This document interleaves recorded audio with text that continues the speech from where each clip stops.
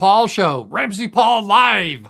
I try to do at least once a week a live show so we can have some interaction. It's good to be here with you tonight. It's Wednesday night, January 28th, and I hope you're all having a good week. We're just recovering from a big snowstorm. A lot of the schools are still going to be closed tomorrow, so it's been like 3 days. They don't have a lot of plows around here, so when it snows, it's like when the sun melts the snow. It's like there's not many plows, so everyone tends to be stranded and panic. So it's been okay though. It's been okay. We got out. I got out yesterday. Got to Fayetteville. It wasn't too bad, but hope you guys are doing well. I guess that storm was pretty major and covered a lot of the United States. So we'll move forward. So thank you for watching. I do my videos Monday through Friday, and I try to do this every Wednesday night. And it's good to see everyone in the chat. Let me just make sure Rumble's working. Previously, yeah, okay. For the longest time, there was a time I could just, start the stream and Rumble would start automatically, but that stopped happening and I had to manually start it. Now it automatically starts again. Yeah, I know. Boomer tech. So thank you for being here. And let's see what else I got here. Oh, yeah, Powerchats. If you have questions, I do appreciate any support. Powerchats live at Ramsey Paul. I get YouTube as SuperChats. I'll look at those. And Rumble has Rants. So if you have any questions, I guess the big news is, well, we'll take a look at this here first of all. That Alex Pretty guy, that nurse that attacked the ICE agents, and he had a gun on him and he was shot, which I don't really care, but they're making a lot of hay about it. Well, this is a moment the news. They have video of him actually before that. Movement filmed on January 13th. This is before he was in Minneapolis, showing a man who appears to be Alex Pretty interacting with federal immigration agents 11 days before Border Patrol shot and killed him. Our footage was analyzed by the BBC, whose facial recognition technology confirmed his identity to a 97% degree of accuracy. So here he is. He wasn't just standing peacefully. This is a moment the news movement filmed on January 13th in Minneapolis, showing a man who appears to be Alex Pretty interacting with federal immigration agents 11 days before Border Patrol shot. So he has a whole history of fighting. The gun is also visible above his waistband.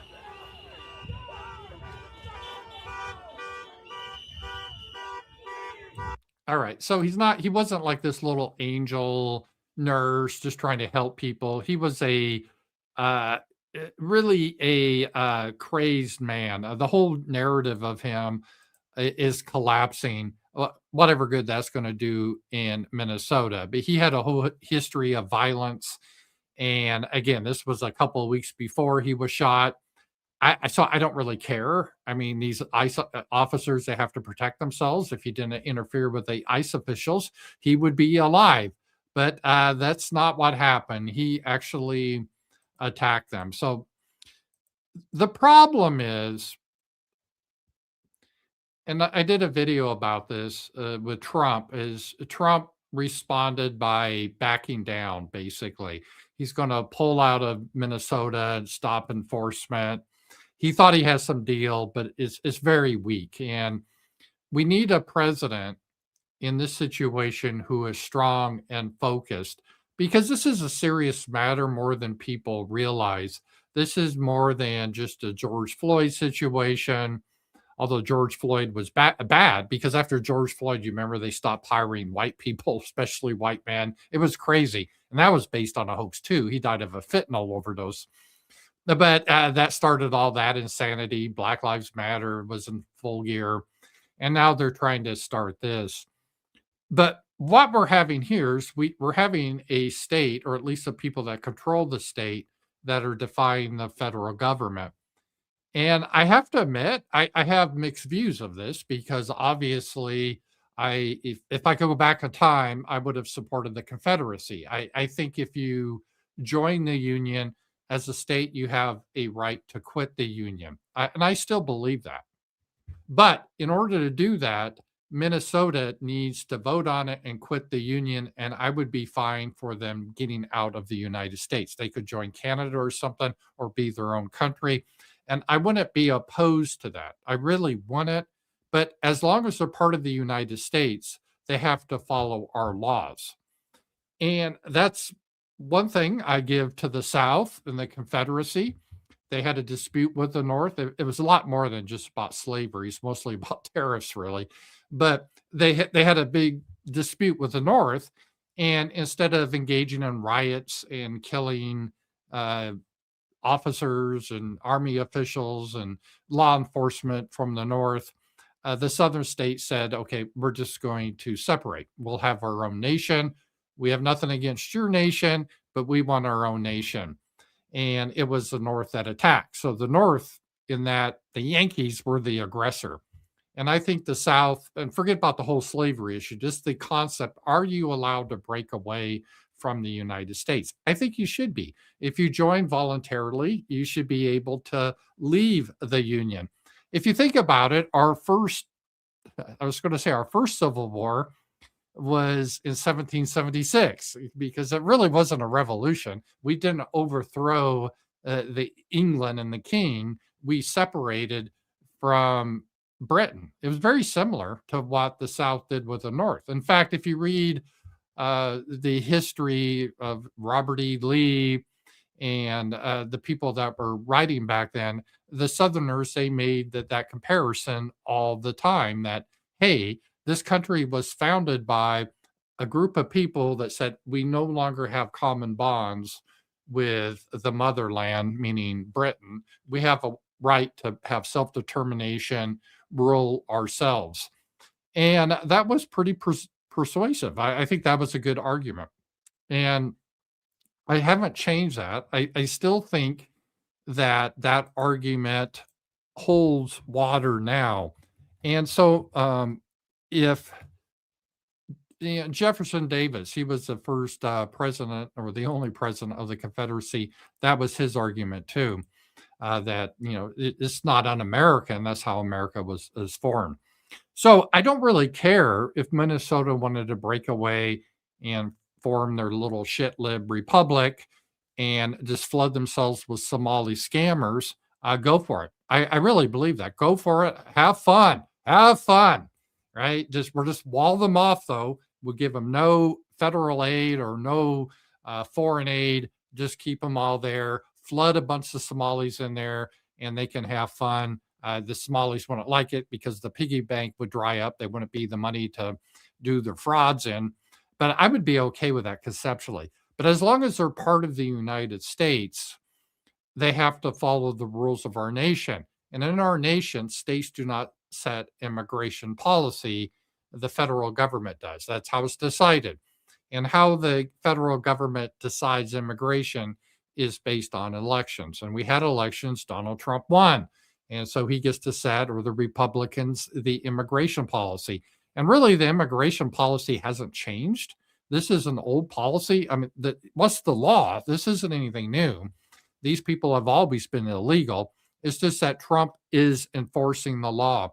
And if you listen to old sound bites by Bill Clinton, even Hillary Clinton, Barack Obama, they were talking about, we can't tolerate endless illegals in our country. You can't, because you don't have a country then, because pretty soon everyone moves in to get out of their shithole and they end up destroying our country. We don't have a homeland anymore. The Jews understand that with Israel, right? The Zionists, they don't want everyone just flooding into Israel and voting and taking away their Jewish homeland. That should be common sense. And so we have a right to our nation. We have a right to control our immigration. We have a right to say who's allowed in, and we have a process for getting in.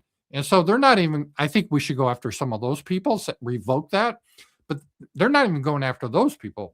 The United States government, the federal government, is going against the people that came in here illegally. And they're not even doing that much. They're just going after the worst of the worst illegals, the illegals that are child molesters, murderers, that type of thing. That's it.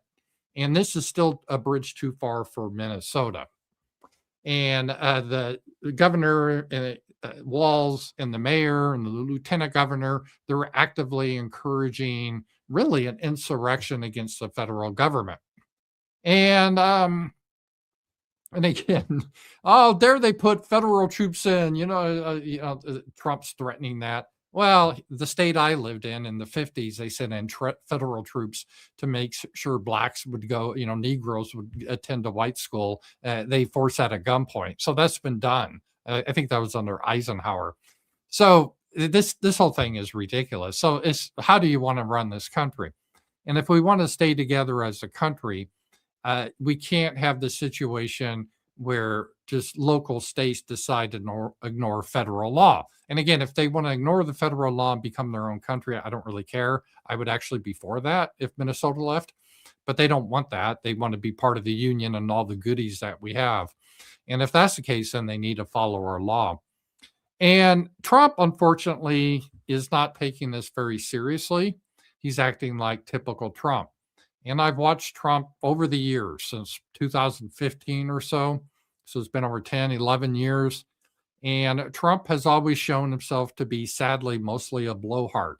And there's a lot of things I do like about Trump, and he says a lot of good things, and he talks really tough. He's always making threats and talking tough, and then he backs down over and over again. And it got so bad, there became that expression. I think it was on Wall Street. They coined it, taco. Trump always caves in. No, Trump always chickens out, taco. And that is true. He does. He always chickens out and he doesn't follow through. And I did a video comparing him to Teddy Roosevelt. Teddy Roosevelt thought, you should speak softly, carry a big stick. Trump is an inversion of that. He's always blathering, making threats. You better do this or you're going to be in big trouble.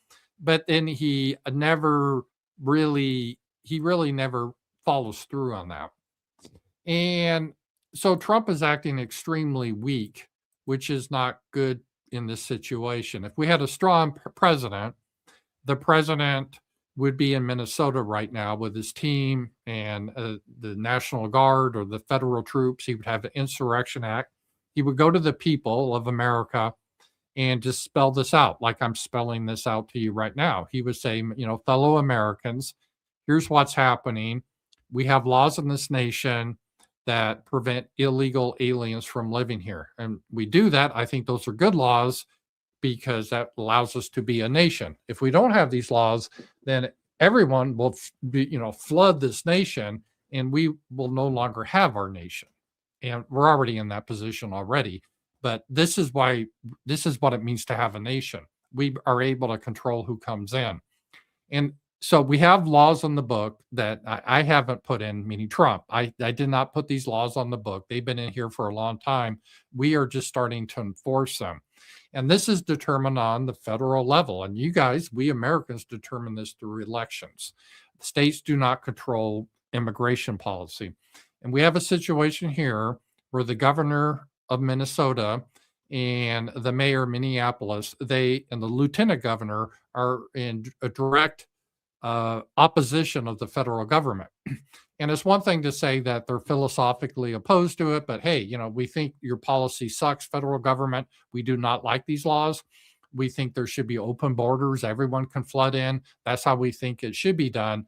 But that's not the law. So we are going to follow the law, but we're going to organize to try to get our guy in 2028 and repeal those laws. But we understand we're a nation of laws.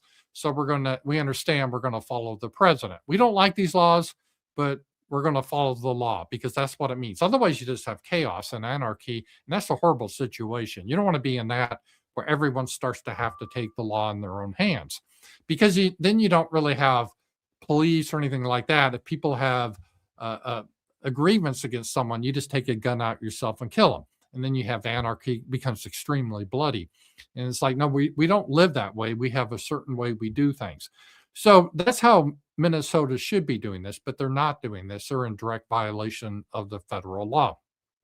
And for Trump to back down, he can't back down and still really maintain the union, because what this really means now, any place in the United States, they don't have to follow federal law if it's from someone they don't like. Now, the Democrats they were very tough. You remember Charlottesville on January 6th? They didn't show any mercy. There was no crocodile tears they had about Ashley Babbitt or anything like that. They didn't give a shit. They were happy that she was killed unarmed. So they are fine when they're in control. They're like, no, no, no, states, you can't break away or do things different. No, no, no, Little Rock. In the 1950s, you can't keep your school all white. The federal government's decreeing this. It doesn't matter what Arkansas wants. You don't have a choice in the matter. And if you don't obey that, we'll send in the federal troops with bayonets. And they did. They did. So that is how you have to hold this together. But Trump, he doesn't, for some reason, understand this or what. And he's just posting things on Truth Social that he's really upset about the matter and that you better watch out. And as I said, I don't want Trump to make threats anymore. I want him to act, and then he can talk about what he did. But what he should do, he should be in Minnesota, and he should address the American people and say, hey, these are our laws. We're going to enforce the laws. We're not arresting people that are citizens, although I would, but we're not doing that. We're going after people that are here illegally, and we have our ICE officers taking them out of the country. That's their job. They shouldn't be here in the first place. And if you don't like this, if people don't like this and they want to protest, you as an American have a right to protest. Get your sign, chant, whatever. But you don't have a right to do like that Alex guy did. We just saw the video of him screaming, spitting on the car, kicking the taillight out, and then attacking officers. You don't have that right. If you do that, especially if you're carrying a gun, you're probably going to be shot. And that's just the way it is. So don't try to interfere with the officers. Don't act violent, and you'll be fine. In every case, there's been 2 shootings, and in both cases, Renee and Alex, they both acted in a violent manner. If they weren't in that situation and were protesting peacefully, there wouldn't be any shootings. And this is the way it's got to be, because we don't allow violence. Otherwise, it's just chaos and anarchy, and it hurts so many people. So this is what we're doing. And again, if people in Minnesota want to protest, fine. We're okay with that. You have the First Amendment. If you want to try to change the laws, fine. You go about do that campaign. But you have to follow the law. If you're not going to follow the law like the mayor and the governor, then he's going to be arrested. It's just that simple. You can't tolerate that. We had a civil war, by the way, over this very situation. Although the Civil War, I think the South was actually more in the right, because they just didn't refuse to follow the law. They said, okay, we'll just become our own nation. So again, if Minnesota wants to become their own nation, I'd be fine with that, but that's not what they want. So if Trump doesn't do anything about this, or he acts weak, which he does, he's acting very weak now, then it emboldens the left. They say, oh, all we have to do is riot, carry on, because it's all invariably, if we riot, one of the rioters, they're kind of like the pawns. They'll get hurt, killed, or shot because of what they do, and we'll try to make martyrs of them. Then we can be the good guys, and the media, which is controlled by people that hate white people, they'll follow along with the script, and Hollywood will follow along again because they're controlled, and the teachers, they will follow along because they're controlled. So this is how we will do it. And again, it's a disaster. And we can't allow that to happen, but this is what is happening. And then they can do this from state to state. So it's almost like potentially a color revolution, trying to overthrow the government they're doing. And you can't just ignore a problem. I get wanting to just ignore a problem. That's the easy way out. But typically, if you just ignore a problem, it's not going to get better. It's going to get worse. Say if you have a health issue, just can't ignore it. You can, but it's probably not going to go away. It's just going to get worse. You got to deal with it, even though you don't want to deal with it. And Trump, this isn't all on Trump, because this has been in a long time in the making, what has happened. But he's got to right now act in a very forceful manner and focus on the union. This is a prime thing with the United States of America. I don't give a fuck about Israel and Iran. And he's fucking around about that. Because whenever there's a crisis, he's like, oh shit, I got to make sure I keep that lobby on my side, because he thinks they'll protect him. They won't. They'll stab him in the back like that. But I think that's what he thinks. So now he's messing around with Iran, talking about the economy in Iowa. He needs to be in Minnesota. As part of the union, he needs to be there. He needs to be talking to people. He needs to be acting forcefully. He needs to be explaining his position to the American people. Go live on television and give an address. He's not doing that. He's acting very weak. He's throwing Kristi Noem under the bus. She probably deserves it. I mean, she's incompetent. I didn't think she should have been appointed anyway, especially after she lied about her dog and meeting the North Korean guy. She's just a liar. She has poor character. But, Trump liked her because she looks like a Fox News babe. So that's part of Trump's issue right there. Same with Pam Bondi. So, but nevertheless, at this point, they should close ranks and protect each other, and they should back up the ICE agents. Because what if you're an ICE agent now? You're like, why should I do my job?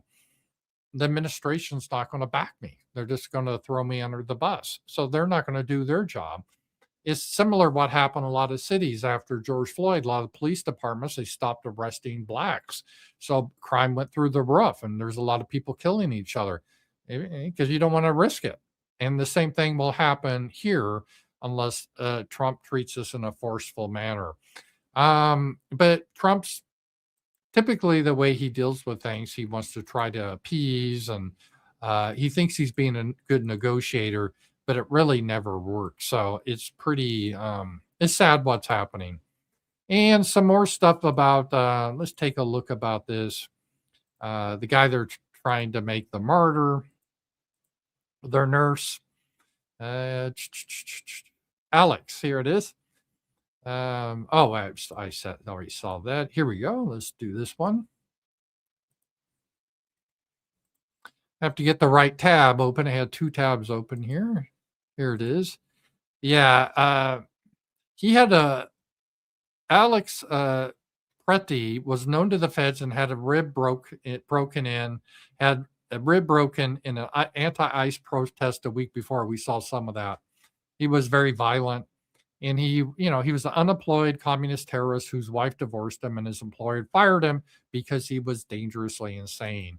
This guy had a lot of personal issues. I think a lot of these people, what drives them is not even ideology. They have a lot of hate in the world, and they act out in ways like this. So I think this is the situation that we see here with him. All right. And let's take a look at how the Democrats are responding and how the Republicans aren't really dealing with this in a proper way or treating this seriously. So let's take a look at this right here. Let me close that. Sorry about that, guys. I get these too many tabs open. I keep opening the same tab. So here we go. Take a look at this. This is the Philadelphia DA. He's a Soros back. And again, Soros we should take out and arrest. And here Nazis for decades. This is a small bunch of wannabe Nazis. That's what they are. In a country of... Sorry, I can't hear the volume on this. Let me see if something's wrong with the volume here.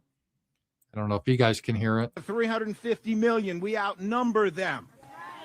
If we have to hunt you down the way they hunted down Nazis, we'll find Chief Justice. And I have problems with my headphones. So I'm going to get new headphones. But basically what he says, so sorry about that if you can't hear that. I couldn't hear it. My headphones are going bad. But he was saying here, let me read this for you, that that they're going to hunt down ICE agents when Donald Trump leaves office. If we have to hunt you down the way they hunted down Nazis for decades, we will find your identities. So again, anyone that opposes them, they call Nazis. This is typical. And these are the people that we're dealing with here. They're very vengeful. They don't want peace with us. There's no living with these people. And I think we have to understand that. But the Republicans don't understand that. They see these as our fellow Americans. They're not. We're basically in a civil war at this point, but our side doesn't understand that, and we're not taking it very seriously. And here was Trump again, getting mad at the mayor of Minneapolis. Let's take a look at this here.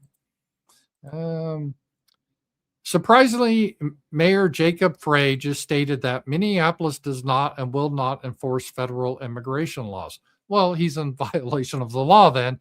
He needs to be arrested. You can't say this as a mayor or governor. You have to follow the federal laws. And again, I'm sympathetic if a state wants to break free, but that's not the case here. If you're going to be part of the union, you have to follow the federal laws. This is having a very good conversation with him. Because someone in his inner sanctum, please explain this statement is a very serious violation of the law, and he is playing with fires, all caps. Well, Trump, what you need to do is not to post this on Truth Social. You need to, when he's made the statement, you need to send in the agents and have him arrested. And then you could put out a statement. But you don't do that. Trump never does this.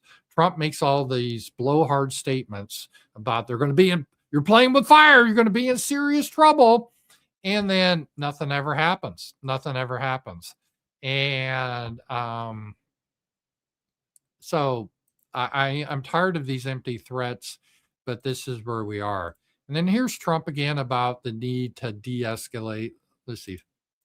Okay, this one's working. I'm sorry, guys. I'll get new headphones for the next time I do this. I don't know. There we go. Listen to Trump.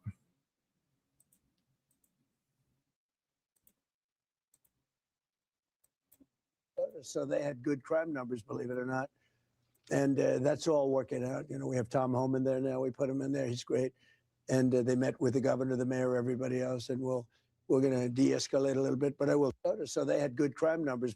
So he's going to de-escalate. And that's just going to embolden the left to get more violent. And he needs to, the question is, how do you stop this? And it's a complicated matter in some ways. In some ways, it's kind of easy. It's not difficult to stop a riot.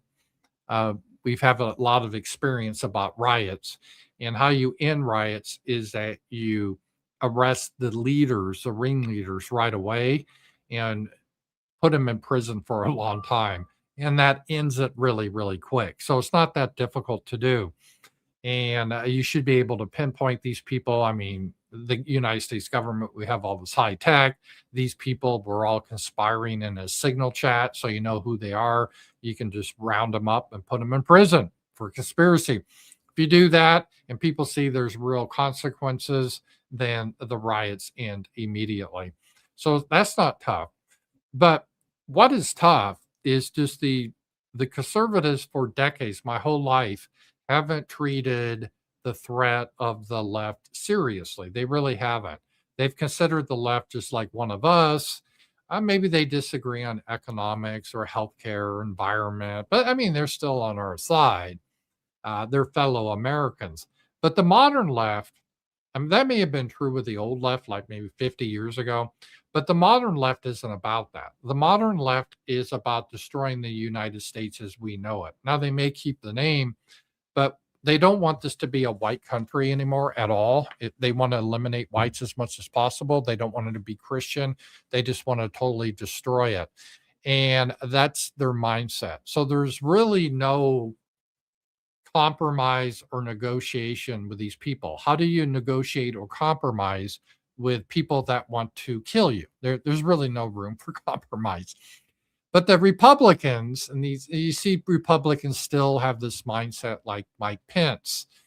He's stuck in the 1980s with Reagan and his red ties and talking about freedom and, all this boilerplate stuff about tariffs. He doesn't really understand, or maybe he's willfully ignorant of what has happened. There's been a cultural revolution in America. They were called cultural Marxists. It's very similar. It's kind of similar to what happened in China. And they had their cultural revolution and killed millions of people. And how's the cultural revolution? It was about taking over our culture, not so much an armed revolution. I remember in the 60s, there were people on the left that wanted an armed revolution, like the Weather Underground. They would set off bombs. They try to kill people. But it didn't work for a variety of reasons. Americans at the time weren't interested in a bunch of hippies running around blowing buildings up. They blew up the Capitol, by the way, or blew up the Capitol building. They did attack. Susan Rosenberg was involved with that, and Bill Clinton later pardoned her. The attack on the Capitol, remember January 6th? First time it's been attacked. Now, the Weather Underground attacked it. So that didn't go over well, though. It didn't never gain any traction. It just fell apart. And so there's kind of a divide on the left. So they looked at that and they said, well, what are we doing wrong? And there was a segment of the left that said, well, armed revolution, it may work in like Cuba or Tanzania or some shithole country. Yeah, we can use armed revolution there. Mozambique, but it doesn't work in America because America's too stable. At the time is like 90% white, Christian. We had a shared language, English, a shared heritage, and people basically had the same values. So the idea of armed revolution just was extremely fringe, and it didn't move the needle at all. And in fact, it made more people hate them than be sympathetic with them. So it didn't work at all. So the people that looked at this were like, well, how do we deal with this? And what needs to be our strategy? And they said, well, until we change the culture, we can't do our revolution. And the culture, what is a culture? Well, it's the family. It's a man and a woman and children, not two homosexuals, but a man, woman, and children. And then they raise their children and they go to like Bible school and they go to church and they're Christian, and they get reinforced with that in the media that supports that type of stuff. It supports America, and that type of life is good. And the schools reinforce that. So you learn that was good. Daniel Boone and David Bowie were heroes. They weren't the villains. And the pilgrims, and, kids would dress up as the pilgrims for Thanksgiving.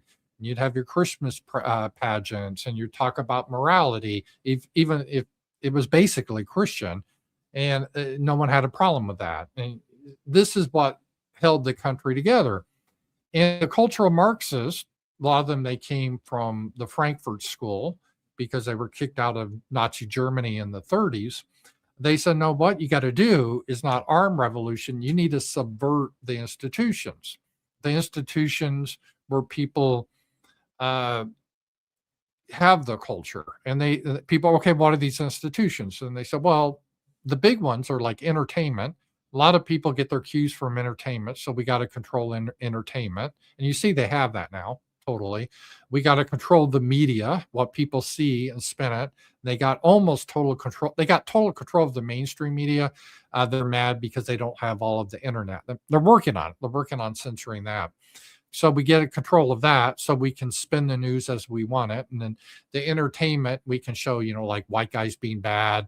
So instead of fathers knows best or Leave It to Beaver with a white father that's competent and a mother that's loving. No. We gotta invert it. We gotta show the father as being a molester and abuser, and white man is evil, and blacks are super smart and oppressed. This is what we got to show in our media. And they show that over and over because eventually people see that, they start to internalize it and believe it, or a lot of people do. And then the media, we got to do this various ways.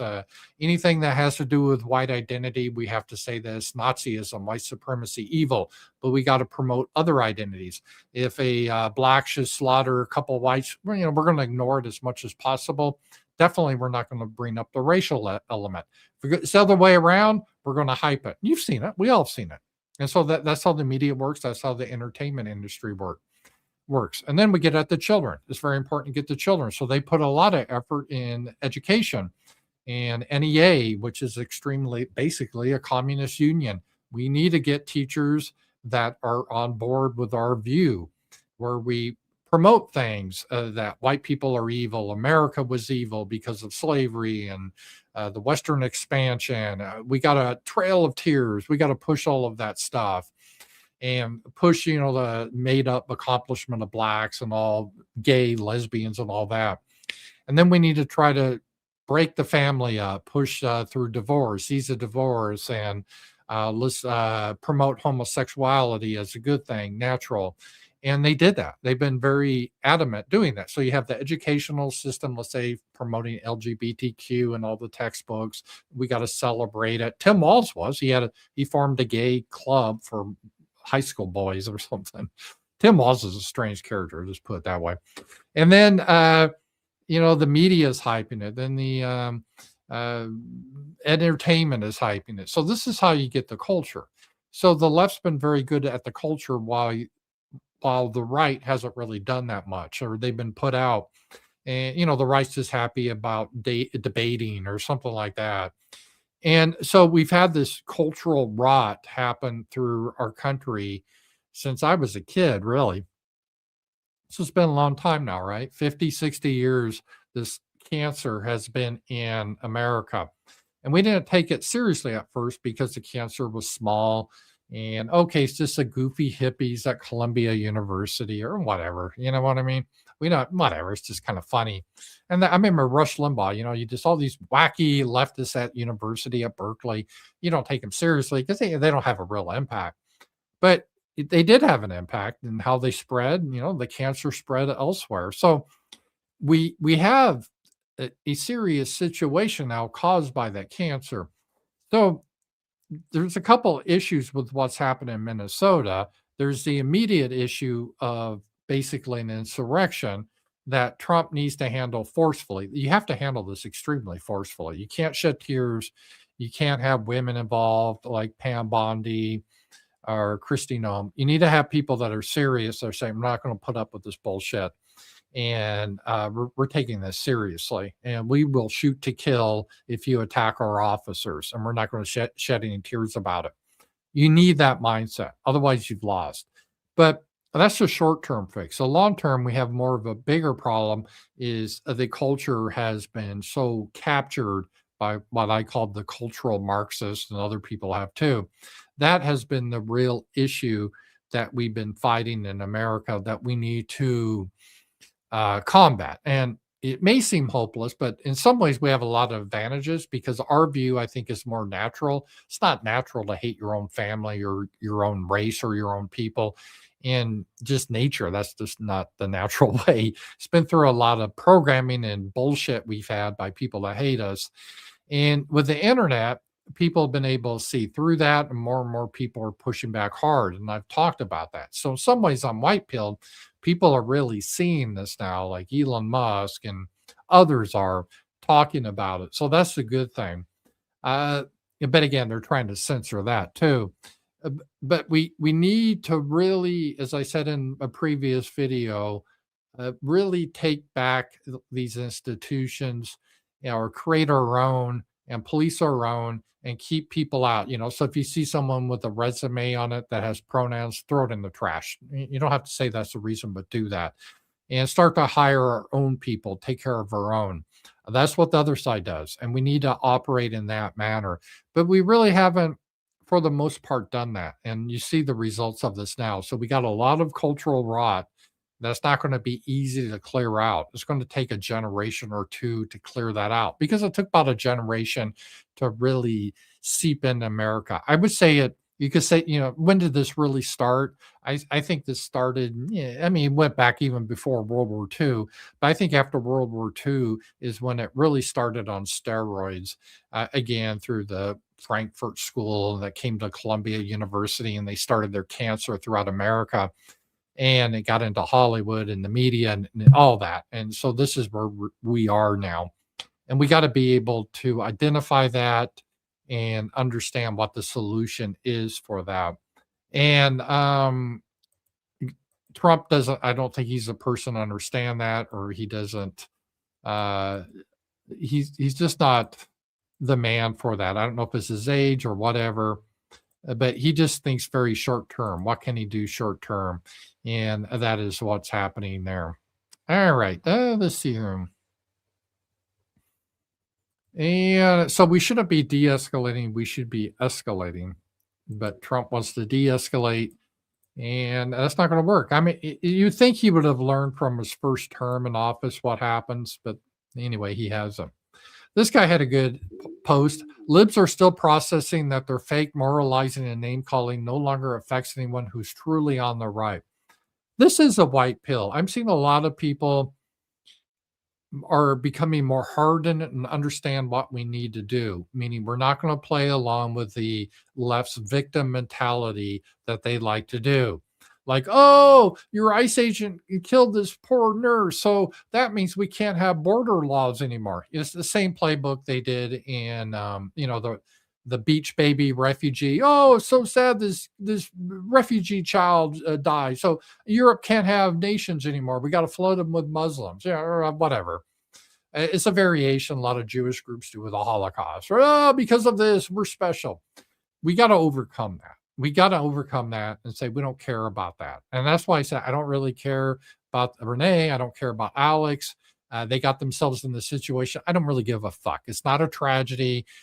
They acted in a violent terrorist manner because they were breaking the law for political reasons. They were terrorists. I'm not going to shed any tears over them. The left won't shed any tears over us. We got to get hardened. We need to understand that.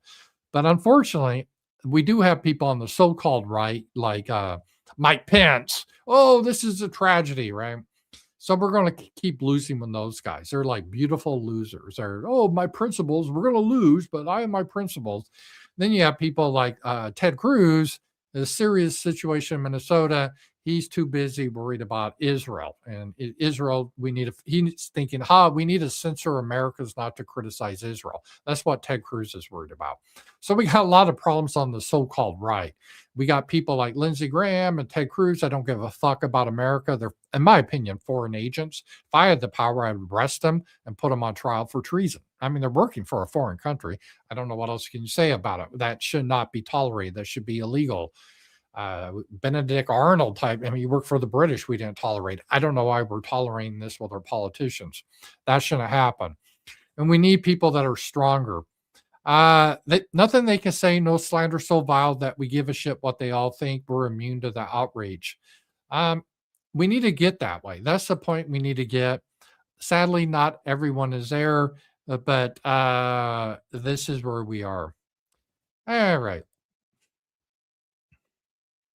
Speaking of, I think this lady considers herself a Republican, and here she is, Kathleen Young. She has American flag, Ukrainian flag, and Israel flag. So you already know where she's coming from. I believe she's Jewish. Saying immigration policy would be secure the border. Yeah, that's been done. Expand legal immigration. No. How does expanding legal immigration help me? It doesn't. It hurts me. It still is changing my homeland with people that I share no values with. And Kathy, she would not support this position, as I said, for Israel. She would not support expanding legal immigration for non-Jews into Israel. I guarantee it. But for America, this is what she wants. Expedite refugee asylum claims. No, you can't stay here. You got to go back. Deport illegal immigrants convicted of felony or multiple misdemeanors. No, they're all criminals because they're here illegally by definition. They need to go. I mean, we got to get over the illegal stuff. We got to look at people that have been brought here legally like, hey, we made a mistake. Like you're Somali. I don't care if you are a U.S. citizen. You're not compatible. You got to go. We got to get to that point. But permanent residency for non-criminal aliens with non-guaranteed citizen pathway. Yeah. So again, she's of the point of view like Ben Shapiro. She doesn't care about us losing our homeland as long as it's done legally. That's it. As long as it's done illegally. And even if you're illegal, so because if you look at here, she's deport illegal immigrants convicted of a felony and multiple misdemeanors. Okay, Kathy, how about illegal immigrants that haven't been convicted of crimes? You're okay with them staying here? If so, then what's the point of having a border policy? Then we don't have a nation anymore. So we got to purge these people out of the conservative movement. And the way we do it is these people aren't conservative. In her case, she's kind of a shapeshifter. She's conservative when it comes to her ethnic homeland, Israel, but she doesn't give a shit about America. And we got to say, well, that's fine. I mean, you do that shit in Israel, don't do it here.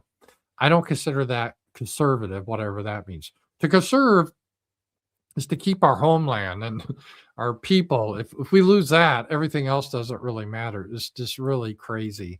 And here we go.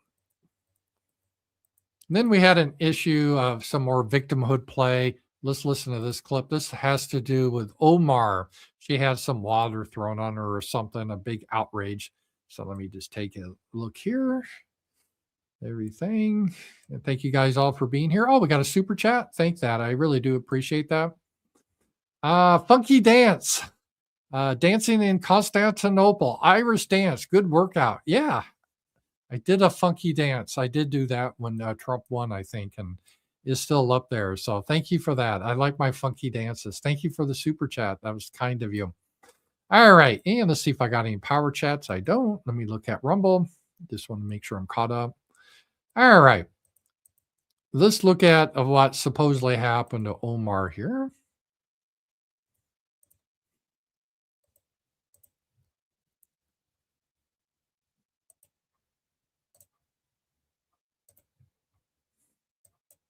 The president said that he thinks that Ilhan Omar getting sprayed last night was fake. He says, I wouldn't doubt it. She's a fraud. I wouldn't doubt it if she went ahead and if she sprayed herself, he said.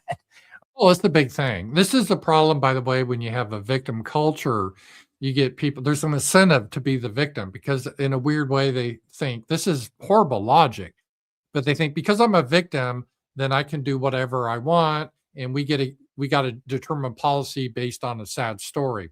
And that's never should be the case. That's, by the way, why I'm opposed to the 19th Amendment is because women, not all women, but too many women, they decide policy based on like a sad story or emotion. So for example, immigration, remember the Beach Boy? Yeah, that kid is sad that he died. It had nothing to do with Western Europeans. It was his own father, right? It was a criminal, but that doesn't matter. So you see a sad image and that means, oh, well, we got to destroy our homelands forever because of a sad image. No, it doesn't. But this is the world we live in. And again, that's why the Holocaust is so promoted, because that gives a lot of Jewish groups like, we can do what we want. And, oh, because we're the eternal victim, you can't criticize us. Literally, you can't even say that we have a right to Israel. You better never criticize Israel, or in Australia, you go to jail for 15 years. And why did we get this privilege, but you don't? Well, because we're the eternal victim. So this victimhood, people learn that this is a way to do it. We've seen that. Remember that Bubba Smith and the garage pole he thought was a noose, and they sent like 10 FBI agents there. And Jesse Smollett, that hoax. And you see all this invariably, if you see some like racial thing, someone spray paints the N-word on some black's car. And then if they have a closed circuit camera, it turns out it was that black guy that did it. Or, you see a swastika on a synagogue, if there's a camera there, you're going to see some rabbi did it, because the victimhood, it pays, right?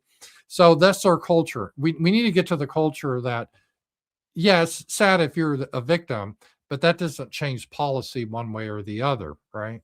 So Omar, she probably did fake it, but I don't really care. That doesn't really change my position with her. She should not be in this country. She has nothing in common with us. She should be back in Somalia. And I don't care if she's a citizen or anything like that. She needs to go back. She needs to be sent back forcibly. That's my position. Now, do I think someone should spray water on her? No. But the fact that they did spray water on her, let's say if it wasn't a planned setup, that doesn't mean that she shouldn't be sent back. That doesn't change the equation at all. That's the point we got to get to, that logic that you think about logically, not just based on some sad situation. What's your take on this? I'm sure you've seen some of it on the internet this morning. Oh, well, this person sat on the front seat on the front row, right in front of Omar, and then took off running to the right. I mean, if you're going to have somebody that's going to go after somebody, they're not going to run away from them. And that you could tell that was pretty much all staged. Now, again, I'm just saying that because you look at you look at what the Democrats have done and how they act and the things that they say that they're supposedly for our country. And then, of course, she is under big time investigation. She's trying to get the heat off of her. At the end of the day, this is the Democrats, playing games, and Ilhan Omar needs to be in jail. And as you said, she's as guilty as they come. Third world country and worth $30 million. Hey, this is a great country, and they shouldn't be trying to change it like they are if somebody like her can make $30 million. Yeah. So I don't know if it was staged or not, but to me, it's irrelevant. If you're gonna, I guess throwing water on someone is technically a crime. It's not like shooting Charlie Kirk in the neck. So go ahead and prosecute him for a misdemeanor. I don't really care. That's fine. But that doesn't change my position of her. And we got to get away from this victim culture where we consider things are, based on these sad stories because we promote these. It gives incentive for this to happen. All right. Let's see here. Here we go. Has some good news. We have these women. And again, it's really weird that these women think they can post like stuff like this publicly. So let's take a look at this. And you could tell, she was a COVID Karen. She's got the problem glasses. She's got the homosexual flag logo on. Yeah, you already know it. You already know all our positions. Let's listen to her here. As a labor and delivery nurse, it gives me great joy to wish Caroline Levitt a 4th degree tear. I hope that you fucking rip from bow to stern and never shit normally again, you cunt. So she's works. This is a nurse wishing ill will on the Trump official that's pregnant, and luckily she was. Her license was revoked, and we had another woman that was in the healthcare that was advocating poisoning people. Really, really crazy shit. And as I said, these people, they're so emboldened, they think there's nothing that can happen for them, that they can publicly advocate for crimes. And so this is what we are right now. All right. And let's take a look at Tucker Carlson. He had a good thing I just want to go over. Let me just see if anyone has any Rumble chats. I appreciate it, or super chats. And Power Chat. Okay. Let me just look at my comments here. Here we go. Thank you. God said, pretty good. Keep it up, boys. Yeah, exactly. Thank you for that super chat. I do appreciate that. All right, let's look at Tucker Carlson here. Oops.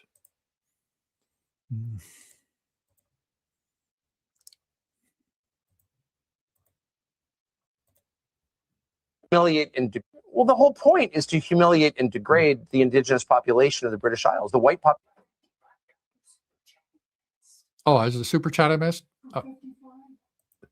Well, let me look that. Sorry, I missed the super chat, guys. I'm going to get that. So let me just stop this here. And Sasha went in. Be like, a producer came in. Let me go through here. So I got the 5. Let me see. Oh, $55. Oh my God, I missed this. Please describe ultimate magic death like racist wizard things. Thank you, Necro Dancer. Gosh, I almost missed that. What a great super chat. Ultimate magic death. Not really. This sounds like a good question for Styx Hexenhammer, right? He's into magic type of stuff. I'm not really into magic, but I'll answer your question because it's a generous super chat. So let me just see if I can parse it here. Describe ultimate magic death like racist wizard things. Well, I think there is something you could say it's magical of how we present ourselves and how we think of things. And I don't think it's magic in the sense of like spells or anything like that.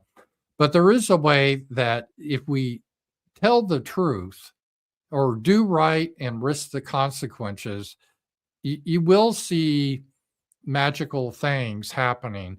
And I don't call it magic, but there's a belief, and I really do believe this, that if you do something that God wants you to do, God will open doors for you to do it. And it's almost magical how that happens. And again, it's not, I don't believe it's magical. It's because of it's God, but it seems like magic. And it goes the other way too, is if you're doing stuff that's in violation of what God wants you to do, he will shut the doors on you. And that was the whole story of Noah in the Bible. Noah was supposed to preach in Nineveh, and he wanted to do that. And he kept going away from that. And then the big fish, people said a whale swallowed him. And again, I don't believe that literally happened. That was the story saying how you need to follow God's will. If you don't, circumstances will get into your way. And I see that happening here. So how the magic can happen is if you're bold enough just around the people around you to say things that aren't really hateful but make a lot of sense. For example, here's a magical thing to say that works on people that, hey, I believe all people have a right to live, and I believe all people have a right to self-determination.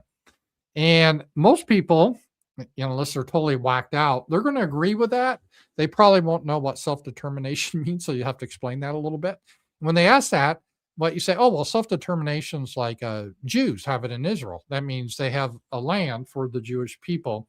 So they have their, language Hebrew, and they have the religion Judaism, and they have their culture, and they felt they had that necessary after World War II and the Holocaust to have their homeland. And most people say, yeah, that's probably a good idea. And you say, yeah, well, that's what we want too. We want our homelands, or homelands, plural, for us. So like Germany should be for the German people. England should be for the English people. In America, well, our country was founded by white Europeans, mostly from Northwest Europe, but we had others come in. So it's not 100% pure. None of these are 100% pure, but we have a certain way. In this country for a couple hundred years, we were white, Christian, English speaking, common customs. We have a right to preserve that. We don't have to bring in all these Indians or all these Somalis. Not necessarily they're bad people. Some of them may be good people, but we don't have an obligation to bring them in, because we lose that. Just like the Jews don't want to lose their homeland, we have a right to self-determination. And again, maybe there's some countries that like the diverse model, then they can go for that, right? Just don't force it on every country. The countries that become diverse would end up, everyone try to flee, but hey, if you want that, have it. And so, for example, if Minnesota, they want to go on their own way, be their own country, I don't care. That's fine with me. And we're just not paying for it though. So when you say stuff like this to people, it resonates with them because they don't really have an answer, because they're like, well, that kind of makes sense. And it even makes sense this way. You can say, and also, by the way, just think about this logically. If you're talking to someone maybe a little bit on the left, you're worried about evil racists being mean to people of color, right? Right. That's the big thing you're always so worried about. Well, if there's a country where there's really hardly any people of color, then people of color will be in their own homelands and they will be safe from white supremacy. So, for example, if you're Indian and you live in India, then you're free from evil white supremacists. You're in your own country with your own people. Same with Chinese or Africans. If you're in Africa, you're around other Africans. So you don't have to worry about white supremacists. So if white supremacy, I don't think is a real thing. And I think we treat these people very, very well compared to how they're treated by their own people. But if you buy into it, we're just these evil, wicked people. It doesn't really make sense. First of all, if we're so evil and wicked, why they always want to live around us? That seems strange, but we'll help them. Maybe they don't understand. They're too good. We'll help them to be in a place they're happier with their own people. So that solves the situation. You don't need any complex laws or anything. They're with their own people. We can't hurt them because we're not there. And I do support their right to have their country. And I support, we shouldn't be in their countries meddling. I've often said I support the Prime Directive from Star Trek, where you don't interfere with backwards or primitive societies or cultures or people. Leave them be. We do that already, I think, in like the Amazon tribes. There's some real primitive Amazon tribes in the Stone Age. And, there's policies, I think, of Brazil, like, no, don't interact with them. Just let them run around naked and spear fish or whatever. Let them be. And that should be our policy with like Africa. No more crying over starvation. Let them be. They got to figure it out. We're told how brilliant they are, Wakanda and all this. Well, I'm sure they'll figure it out. Let it be. Same with India. We're always told how brilliant Indians are. Well, maybe they are. There are definitely some smart people in India, that's for sure. Maybe they can figure out indoor plumbing, right? So let them be there. Let them figure it out in India. And if, we'll try to get by. We made it a couple hundred years, and without them, I think we can go forward. So when you have these points, it's sort of magical because people understand and they start to agree with that. That's what you have to do, and that's how you have to push it forward. I think it's a lot more effective than let's say get into an IQ debate or something like that, because while it's real and explains things, it just agitates people. So you can buy their premise. So like, the Hollywood basically always shows us that the smart people are always blacks, right? Well, I kind of question that based on experience and other factors, but whatever. I won't even argue that. Okay, well, you guys are so brilliant, then you can build your Wakanda there. You'll have your beautiful civilization without white supremacy.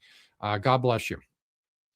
And, same with Muslims. You go to your Muslim countries, you can worship Allah like you like. I have no problem with that. So that's how the magic comes in. So anyway, thank you so much for that generous donation. I'm sorry, I almost missed it. And thank you. Sasha came in and told me that. And $10, Julio Scissors. Thank you on that. It's very good. And so again, I want to do a real shout out. Thank you to Necro for that $55 donation. That was really cool.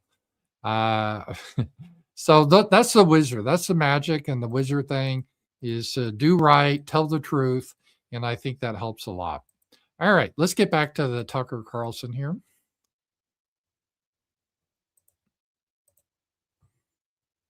We'll start from the beginning again. Well, the whole point is to humiliate and degrade the indigenous population of the British Isles, the white population. I mean, that's the whole point. And are they really going to do something about it? What would that be exactly? You'd really have to force a lot of people to go back to their countries of origin. Millions of people. Yeah. Well, they came here. They could go back, right? I mean, people act like it's impossible, but it was possible for them to come here. People like George Soros and Catholic aid charities and the Jewish groups, they brought them in. Well, it can go the other way too, right? There's no reason it can't. It can't. Will there be money involved? Probably, but I think that would be well spent. And how you do that, if you had really the policy of doing this, I don't think it'd be that tough. First of all, if you cut off all the welfare to a lot of these people, like, they can't scam here anymore. A lot of them will go back. So there's ways you can make it unattractive for them to be here, but then you can also offer financial incentives. And the good thing is a lot of these people have a high time preference, meaning they just want, they don't think long term.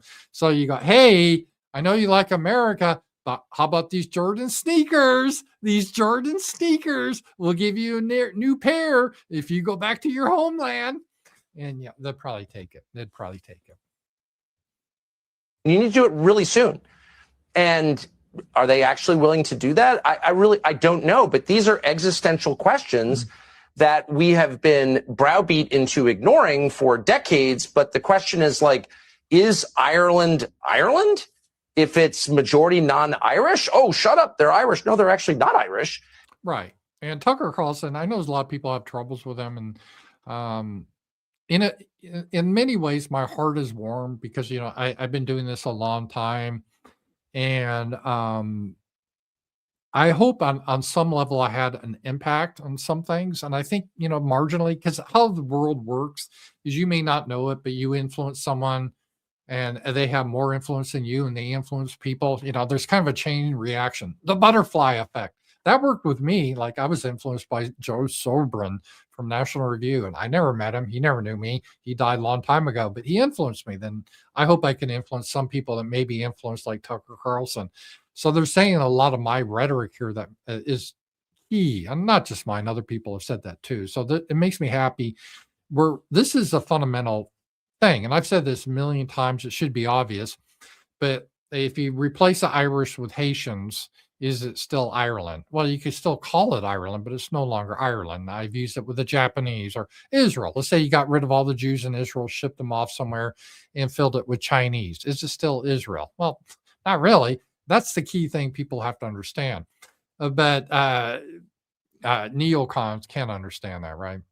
Same with the UK, same with England, Scotland, Wales. Like, it's all changing so fast. Nothing like this has ever happened in all of history, except when, say, the Mongols swept across the steppe and raped everybody. Like, that was true demographic change on this scale. But even that wasn't as profound as what we're seeing in every white country around the world. I would say the West, but Australia and New Zealand also. So, like, what is that? Now, my brain is not big enough to understand what that is. I have a lot of theories about it, but I don't know if they're true. All I know is what the numbers are. And that's real. And no one feels that he can say it. Everyone's like, oh, well, if that were happening in China or India or Malaysia or Senegal, it doesn't matter. You'd be like, what the hell is that? Like, the population's totally different. Look at graduation. Pick, I don't know, King's College Law School, and look at the graduation picture for the last 30 years. Who's in it? Just like, let your eyes tell you the truth for once. Like, this is a total change in population. Is it better? Is it worse? Can't have that conversation. Who's pushing this? Does the population want it? Population clearly doesn't want it. There's no polling that's meaningful on the subject. I mean, there's no referendum on it. You don't get to decide. You've got no voice in it other than you get to go to jail if you complain loudly enough about it. What is this? I think it's the biggest and darkest thing that has happened in the last 1,000 years, for sure. And I think it's leading somewhere really, really bad. It's not happening by accident. That's obvious, because it's only happening in white countries. Yeah. And I know the reason for it. We don't have to guess, because people told us. There's groups that they do not want any white majority country because they fear that, oh, that's what caused Nazi Germany. So if we destroy these countries, there will never be a threat to us. That is the prime reason for it. That's why it's mostly targeting white countries. Now, to be fair, like Japan's had been targeted to a degree, but they've pushed back. But again, if Japan wants to stay Japanese, there probably won't be a lot of pushback. But if any country wanted to stay white, oh boy, there's holy hell to be raised. So this is the key issue. I didn't hear what Piers Morgan would say. He'd probably say, well, what difference does it make? We all bleed red. We're all the same. No, we're not. See, that's the biggest difference. We're not all the same. There's a great diversity in human biology, just like there are in species and subspecies, like dog breeds. I bring that up a lot. A dog is a dog. It doesn't matter if you're a collie or a greyhound, but they're not the same thing. They have different qualities. Humans have different qualities. There's no reason to smash us all together. And people understand that. Jewish groups understand that with their homeland, Israel. They don't want non-Jews there. And but they encourage our countries to have to do that. And we got to get over that. We have to have that. I go back to the magic wizard spell, if you want to do it, is we have a right to exist. All people have a right to exist, and we have a right to self-determination. Self-determination means we have our own homelands where we decide our own laws, customs, and so forth. That's what it means. And we can't have self-determination if we're flooded in with other people that aren't us. It should be obvious to understand that. But that is the number one thing that we really got to maintain there. So that is, I thought, good steps. I mean, it's really good to see Tucker say that. It kind of warms my heart a little bit, to be honest, that we are making some progress. Now, it's one of those things. There's black pills and white pills, and I'm not trying to say that everything is, perfect. I mean, we have a lot of problems. We've kind of almost lost the generation, but I really do believe we have the truth on our side. And I believe we have God on our side. And, I'm not a religious show, but I do believe that. And it doesn't mean when I say that we're all perfect people or anything. We're not, believe me. But it means, I think fundamentally what we propose is a decent and good thing. And what the left proposes is almost always evil. I mean, you just see it. It's, 9-month abortion. Let's do sex changes on children. Let's bring Somalis in and not even kick them out when they're scamming the system. Let's not arrest people when they steal from us if they're black. Otherwise, arrest them. You go on and on and on. You start to see a pattern of, I don't know how to call it, but evil. And these people advocate evil. I think good will always overcome evil, and has overcome evil in Jesus Christ. It's just, we're kind of wrapping it up. But we still have to go through a struggle. So I am optimistic despite everything. Here we go. Hey, we should trade Minnesota for Alberta. Yeah, I'd be for that. I really would. And I'm okay with again, I'm okay with if states really want to leave, and I'd be fine with it. Yeah, I know that was probably said tongue in cheek, but I would support that. In reality, I'd be happy with Minnesota going to Canada. I think Canadians would like Minnesotans, right? Same values. And then Albertans are more our values. I would take them. I think that'd be a fair swap. I'd be happy with that. And so that's what you get. That's what you talk about self-determination, though. That is what that is. It's it allows that to happen. And that would be a good example of that. All right. Let me just see here. Power chats.